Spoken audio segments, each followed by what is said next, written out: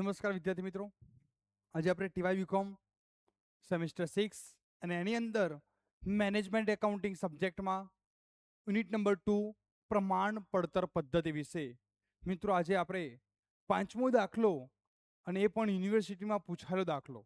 મિત્રો અત્યાર સુધીમાં આપણે જે 4 દાખલા અગાઉ જોયા એની અંદર 2025ની અંદર પૂછાયેલા 2 દાખલા અથવા સહિત, ત્યારબાદ 2024માં 24ની અંદર પૂછાયેલા દાખલા અથવા સહિત, અને હવે જોઈએ 2023 HNGમાં પૂછાયેલો દાખલો, HNG 2023માં પૂછાયેલો નીચેની વિગતો પરથી વેચાણને લગતા વિચલનો શોધો. મિત્રો 2025, 24 ને હવે 23 બધાની અંદર વેચાણ મૂલ્યવાળા દાખલા પૂછાયા છે, વેચાણ વિચલનો વાળા દાખલા પૂછાયા છે. તો મિત્રો 2026 આ વર્ષે પણ પૂછાઈ જાય તો તમને આવડવો જોઈએ. મિત્રો અહીંયા 4 પ્રશ્નો પૂછેલા છે: વેચાણ મૂલ્ય વિચલન, વેચાણ કિંમત વિચલન, જથ્થા વિચલન અને પેટા જથ્થા વિચલન. મિશ્ર વિચલન પૂછેલો નથી.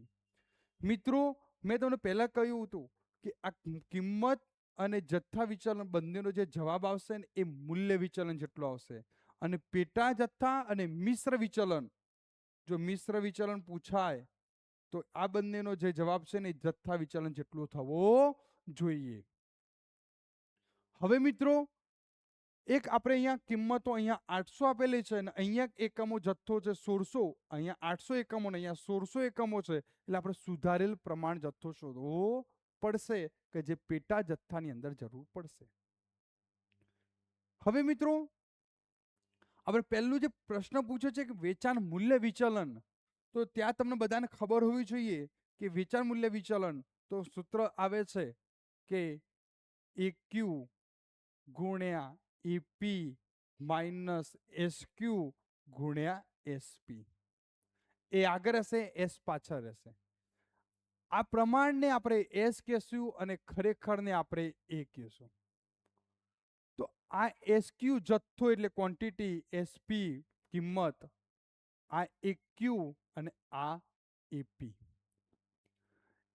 જે રીતે આપણે એનું કરીશું એવી જ રીતે બી અને સી નું કરવું પડશે. તો પહેલા EQ 160 ગુણ્યા 30 માઇનસ 200 ગુણ્યા 30. એવી જ રીતે ફોલો બીને કરીશું 240 ગુણ્યા 18 માઇનસ 400 ગુણ્યા 16. તો આવી રીતે આપણે સ્ટેપ બાય સ્ટેપ ગણતરી કરતા રહીશું મિત્રો. ત્યારબાદ કિંમત વિચલનની વાત આવે તો કિંમતનો તફાવત જોઈશું, અને જથ્થા વિચલનની વાત આવે ત્યાં જથ્થાનો તફાવત અને આગળ કિંમત વડે ગુણાકાર કરીશું. પેટા જથ્થાની અંદર RSQ શોધીશું. તો ચલો મિત્રો આપણે આની ગણતરી આગળ કરવા માટે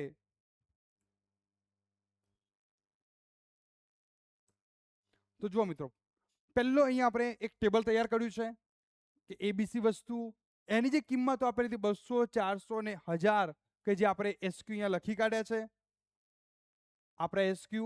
પછી SP જે તમને આપેલા છે 30, 16 અને 4, 30, 16 અને 4 લખી કાઢ્યા.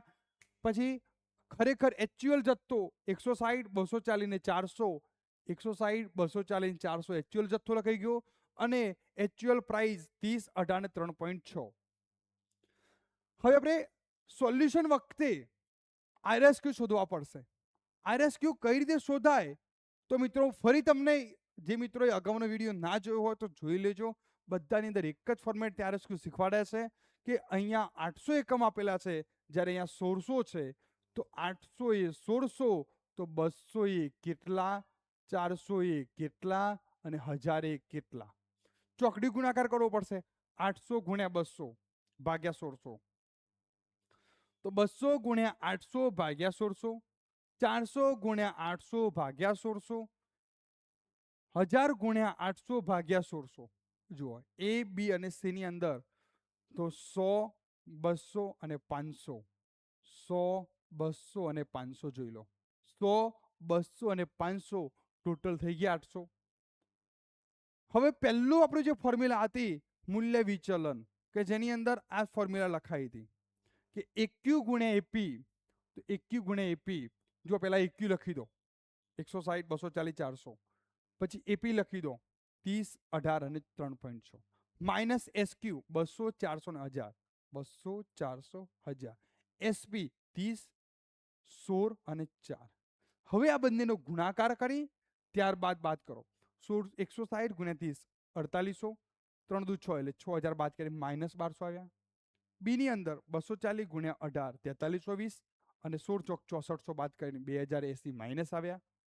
400 ગુણ્યા 3.6 1440 અને 1000 ગુણ્યા 4 એટલે 4000.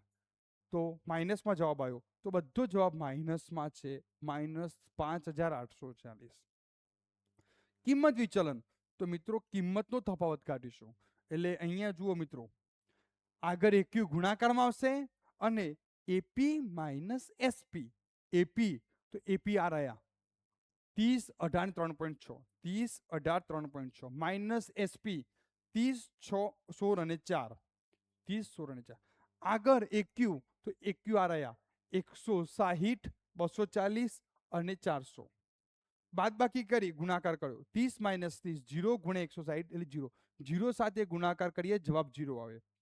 18 માઇનસ 16 2 ગુણ્યા 240 480. 3.6 માઇનસ 4.4 માઇનસમાં આવ્યા ગુણ્યા 400 એટલે -160. કેટલા થયા? 320. સરવાળો. જથ્થા વિચલન, મિત્રો જથ્થા વિચલન હોય ત્યારે જથ્થા એટલે જથ્થાનો તફાવત હશે હંમેશા એ આગળ આવશે, એસ પાછળ રહેશે. જુઓ, એ આગળ, એસ પાછળ, એ આગળ, એસ પાછળ. જથ્થો હોય ત્યારે જથ્થાનો તફાવત અને આગળ સાબરકાંઠા પોલીસ ગુણાકાર આવશે SP 30, 16, 4, 30, 16, 4. પછી 160 એક્યુ 160, 240 ને 400 અને 200, 400 ને 1000 SQ પાછા રહેશે. જુઓ આ ફોર્મ્યુલા, એ ફોર્મ્યુલા પ્રમાણે આપણે કિંમતો મૂકી છે, બાદબાકી કરી અને ગુણાકાર કર્યો. 160 માઇનસ 200 ગુણ્યા 30 માઇનસમાં ગુણાકાર કરી જવાબ માઇનસમાં આવે. 240 માઇનસ 400 ગુણ્યા 16 -2560. 400 માઇનસ 1000 -600 ગુણ્યા 4 2400. આ બંનેનો ગુણાકાર માઇનસમાં થયો. હવે મિત્રો તમને મેં પહેલા પણ વાત કરી હતી કે કિંમત વિચલન અને જથ્થા વિચલન, કિંમત વિચલન, જથ્થા વિચલન બંનેના જવાબનું ટોટલ કરો મિત્રો તો આના જેટલું થવું જોઈએ. -6160 વત્તા 320 એટલે -5840 જવાબ આવશે માઇનસમાં. ખ્યાલ આવી ગયો મિત્રો? તો આ પ્રમાણે તમે 3 પ્રશ્નોના સોલ્યુશન કર્યું. હજુ બાકી છે ચોથો પ્રશ્ન, પેટા જથ્થા વિચલન.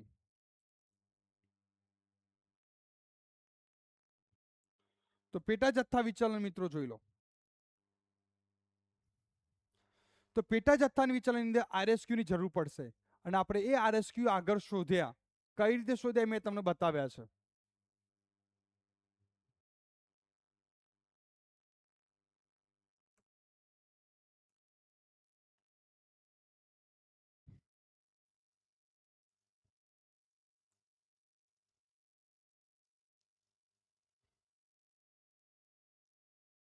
ઓકે,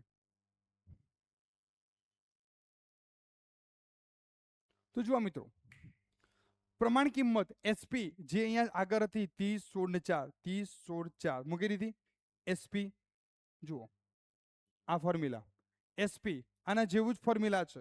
ફરક એક છે કે RSQ આગળ છે. RSQ આપણે શોધ્યા 100, 200 ને 500. 100, 200 ને 500 શોધી કાઢ્યા.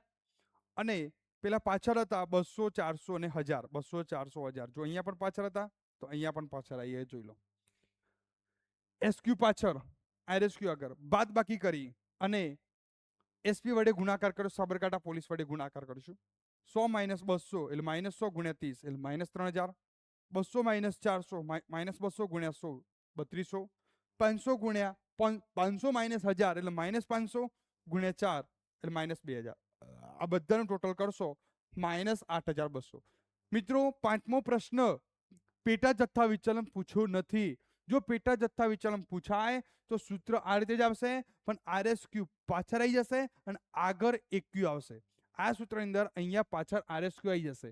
આ જે તમે RSQ 100, 200, 500 મૂક્યા છે એ પાછળ આવી જાય SQ માં, અને EQ જ રહેશે, SP ને SP જ રહેશે. અને એનો જવાબ અને આનો જવાબ ટોટલ કરો તો આના જેટલો થવો જોઈએ. મતલબ કોના જેટલો? જથ્થા વિચલન જેટલો. તો મિત્રો તમે અગાઉ પણ વિડીયો ના જોયા હોય તો અગાઉના વિડીયો જોઈ લેજો. અનમોલ એજ્યુકેશન હબ નામની આપણી જે એપ્લિકેશન છે એની અંદર તમામ વિડીયો મૂકેલા છે. તો આ વિડીયો તમે ક્રમશઃ તમે જોજો. મિત્રો, યુનિવર્સિટીમાં પૂછાયેલા દાખલાનું આપણે સોલ્યુશન કરાયેલું છે. તો મિત્રો, તમારે ક્યાંય પેપર ગોતવાની જરૂર નહીં પડે. બધા જ અહીંયા તમને જુઓ 8 દાખલા જુઓ. અગાઉ પણ આ 2023માં પૂછાયેલો, અગાઉ પણ આપણે જોઈ ગયા આ 2000 જુઓ